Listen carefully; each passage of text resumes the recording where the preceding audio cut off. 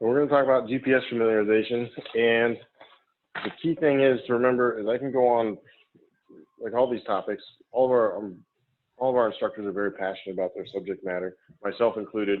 But I'm going to spend a lot of time trying to boil this down to what you need right now as a first-time backpacker, and you can go and some options for when you're increasing your skills.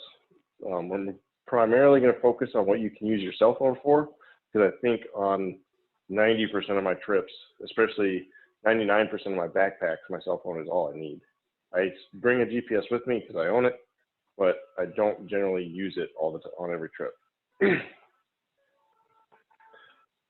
The first thing to remember about GPS is there are pros and cons to it. And the single biggest thing you need to know how to do is how to find your position, how to get your grid coordinates. We're going to cover different coordinate systems during my trip plan, my navigation class. But it's important to know how to switch the settings back and forth, because I'm primarily going to teach about US National Grid, which is the preferred coordinate system of search and rescue. However, a lot of trailheads and a lot of other commercial websites still use latitude, longitude, and you'll still see UTM coordinates on maps as well. We talked a little bit about personal locator beacons earlier. I'm not going to spend a whole lot of time on them because I don't necessarily think they're the thing you need right away. I think if you're going with a group, you're not going off trails, you should be fine as long as you're going with more experienced backpackers. Standalone units are expensive. The InReach Mini is what I'd recommend if you're going to go out and get one. And I use an old Garmin Fortrex 401. It's great because it just gives me my grid coordinate, and then I use the rest with a paper map and compass. Hey, Casey, can you repeat the one that you said you would recommend? I didn't hear you. I would recommend the Garmin InReach Mini. Oh, and here's a picture. Oh, okay, thanks. Oh, so just to give you an idea, like this is my old 401. I'll hold it up here. It's a little bit big. Oh, there we go. Yeah, it's pretty big and chunky. But I used it. They're real popular in the Army. I don't necessarily wear it on my wrist all the time, but I'll often put it on a backpack strap. And so it just gives me a grid coordinate on that screen there, and that's all I need my GPS for. That's all I use it for. You can get the old smartwatches, and you can go to bulky health cell phones, the Explorer Plus. The InReach Mini and the Explorer Plus both allow you to text. They sync with your phone and allow you to send text via satellite.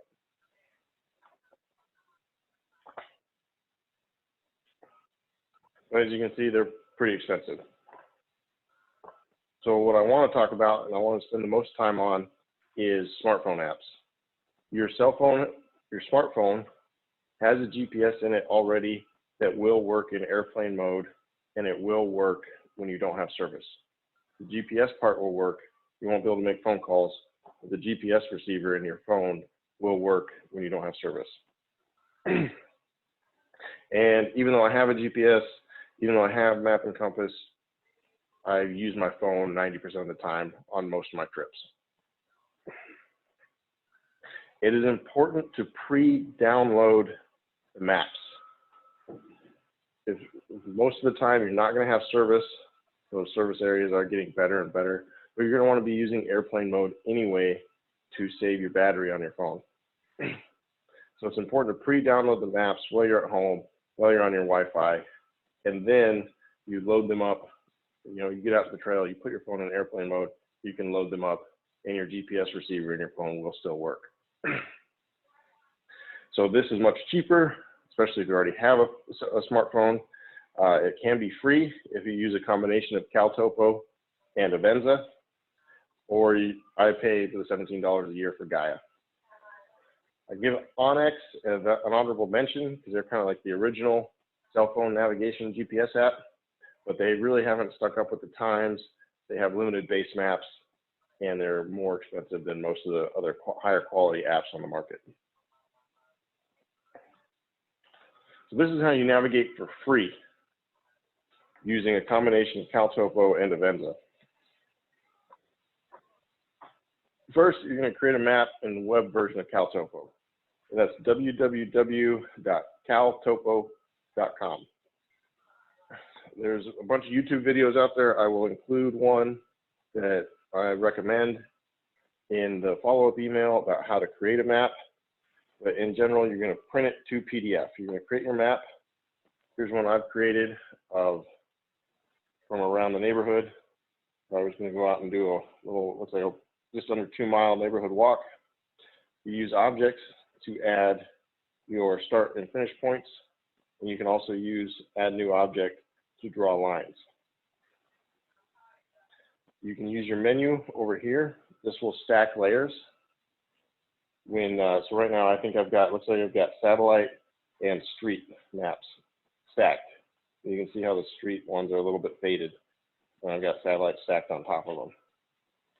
But when you can play around, you can put topo in there, you can put shading in there, you can do you can do Forest Service maps. But when you're trying to get it how you want, you're going to use the print button. That's going to bring up a new screen. It's going to print your map to PDF. When you print the PDF, this is your page size, the red outline here. Right now, I do not have the scale fixed. But normally I do fix it at 1 to 24,000, and that ensures that my map stays with the same scale that I want, which we'll get into during navigating, and it will fix your page size. So sometimes you have to add pages if your route's going off more than one page. Then you generate your PDF. Next, you're going to open up Avenza. All the CalTopo maps generate with this QR code in the lower right-hand corner. You can add this into Avenza by scanning it with your phone, and it will import the map, PDF map, into your phone, and then give you your position on it. You can also do this with state maps as well. The green dot trails is one thing I use Avenza for a lot, because a lot of the green dot roads are difficult to follow in some of the state parks, and some roads are open and some roads are not open. So you can import those green dot trail maps into Avenza and see your GPS coordinates while you're driving along the road.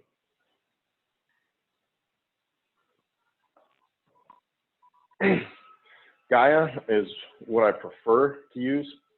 I said it costs $17 a year, $17 to $20 a year. It kind of fluctuates a little bit.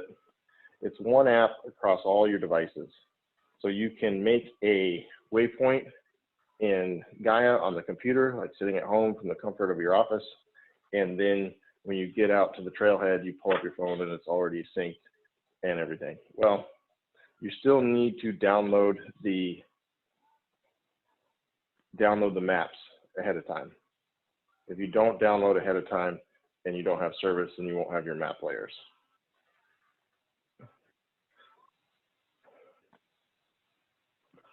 So the other nice thing is when you do your PDF on CalTopo, you're stuck with those layers. With Gaia, you can pre-download the layers and you can turn them on and off from without needing cell phone service. Because a layer is downloaded to your phone, but then you can turn it on and off on your phone. So give me a sec. I'm going to do a little demo. Looks like we covered all the subject matter, but I'm gonna log off my laptop here, and I'm gonna come back into the meeting on my cell phone and share my screen there, so that you can see how CalTopo and Avenza work. Sound good? Do we have any questions before I do that? What are your questions?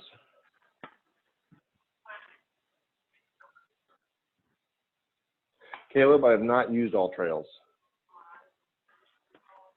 Generally, when I went on their website, I saw they asked me to pay. I went to CalTopo and it's free, so I just never looked at All Trails again.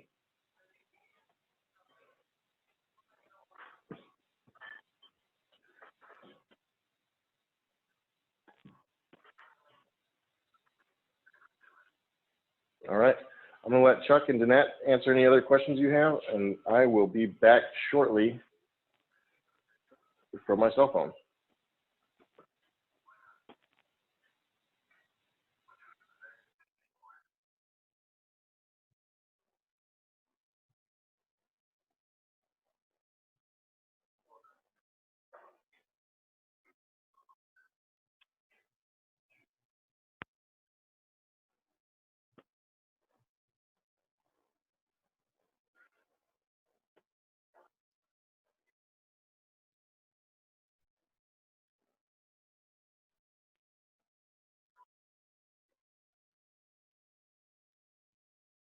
Who already has an app that they're using? Oh, you're putting it in there. Okay, thanks. All Trails. Okay. All Trails. Awesome. I'm pretty sure my friend used All Trails when we went hiking too. We didn't have any problems with it. What else do you use? Anyone? Bueller, are you out there?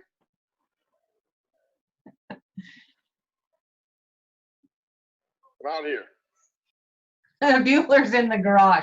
I wasn't calling you Bueller. I was seeing if anyone was there. We've got some people putting just what's in their phone on the app. So go ahead when you're ready, Casey. Okay, let me get it dialed up here. Okay, so here we are. I'm going to start sharing my screen. And I have started, so I'm in on my phone here. Here is Avenza. This is what it looks like. Anyway, and on the computer here, I've already pre-made that CalTopo map that I was showing.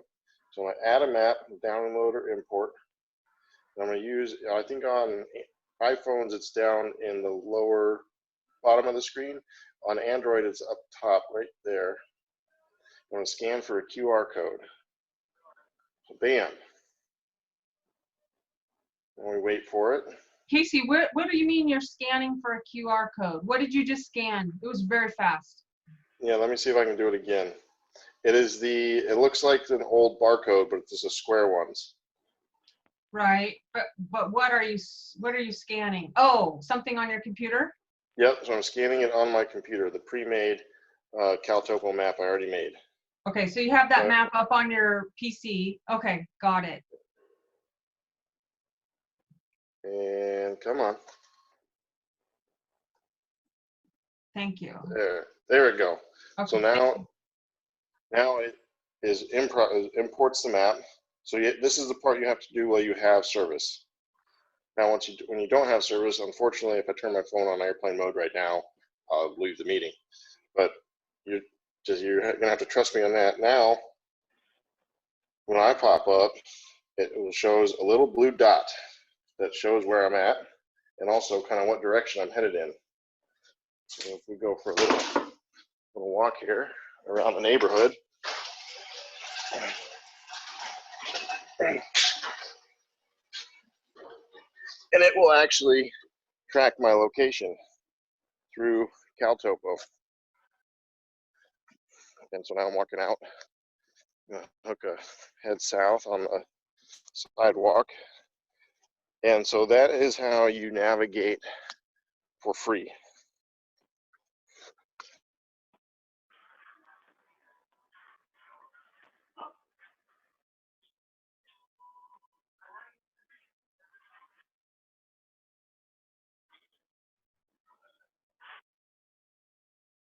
Lower center of my screen, you'll see my grid coordinate. And knowing this value, this number for your location is the single most important thing you use GPS for. And it's important to be able to switch between ones. I have it displayed right now in US National Grid. To change it, I'm just going to click on that box. Pop up, there's my lat long cord, and lat long in different formats. There's my military grid reference system / US national coordinate, and there are my UTM coordinates. So the reason it's important to be able to switch back and forth between them is because different apps, websites, Guidebooks will use different coordinate systems to tell you where trailheads are, where locations are. For navigating through the woods, U.S. National Grid is the easiest, and it's also the preferred coordinate system of search and rescue. What about beginner backpacker? No, I'm just kidding. Casey, it sounds, Dave's saying, so it sounds like you're using CalTOPO map and then you're importing that into Gaia. Is that correct? Yes, yep, I'm using CalTOPO on my computer and I'm importing it into Avenza. Avenza. Yep. Okay. Using the QR code because that's the way Avenza works. Okay, cool. Using the QR code. And so now let me pull up Gaia. I did not pre-download the map, but I made the map on my computer and it just automatically synced to my house. On Gaia, it's a little bit more difficult to get your coordinate. I usually have to hit trip. Actually, it looks like I got it in lat long right now. In settings, I can go to units, change my coordinate type to military grid reference system, which is the same as U.S. National Grid. And I go back, come back, and now, there we go. Now I am in U.S. National Grid coordinates. It looks like Gaia does not display them as cleanly as Avenza does.